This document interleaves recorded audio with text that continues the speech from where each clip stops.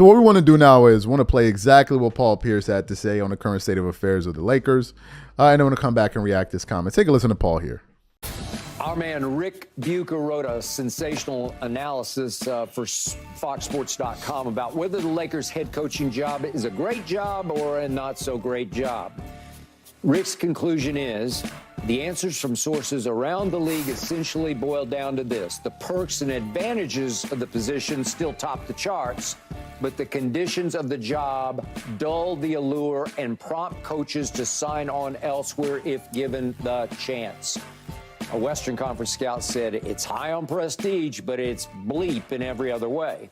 But an Eastern Conference exec said, and I quote, the Lakers' job ranks at the top because of the traditional level of talent you get to coach, a ton of nationally televised games every year, the favorable whistles your team gets, the favorable schedule you play, and will always get another job because, quote, you were head coach of the Lakers. There's also some comfort in knowing you're going to get fired, and while the blame will fall on you from the Lakers ownership and front office perspective, it won't be assigned to you by the rest of the league. Okay? Does that make sense, Paul? Okay, so scale of 1 to 10, how good a job is this Lakers job? I mean, you already know what he's going to say. I don't even know why based on the way the roster's constructed, this was about a 3. I mean, I don't see this as a long-term job. I mean, you look at LeBron, he's probably going to be there a year or 2 maybe. And then once LeBron leaves, I can see them trading Anthony Davis and going into a full rebuild.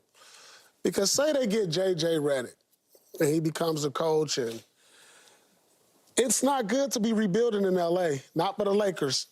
You talk about, yeah, you're going to be famous, you're going to meet celebrities, you're going to be able to get into all the restaurants right at the top of the list. Yep. So if you're interested in that, okay, it's a good job. But if you're looking for the longevity and all the moving parts that come along with being a Laker coach that you got to deal with, you know, behind the scenes with Jeannie, you know, you still going to have to deal with Clutch Sports.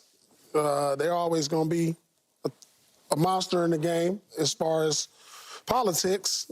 You know, Magic is always going to have a voice. I mean, it's always going to be so many moving parts. And I just don't see it as a job that any, like, coach that's been around the block would want to take. You know, when you want to rebuild with the Lakers, you're going to get so much scrutiny. And will you get another job? Maybe. You can say you're going to have on your resume as a Laker coach, but if you don't win as a Laker coach, you get ousted. But on the flip side, when I really think about it, it may be a great job because you may sign a 5-year deal, get fired after 2, and go golfing at the Bel Air Club and just be sitting home getting paid. So if you look at it at that aspect... Skip, was you ever a coach for the Lakers? No. It might be a good job to go home and golf every day and sit for 3 years and get paid, but as far as, like, looking for something with some stability, that's a 3 to me. Paul, that's Celtics talking, number 1. It's a 10. A 10? By far, it's a 10.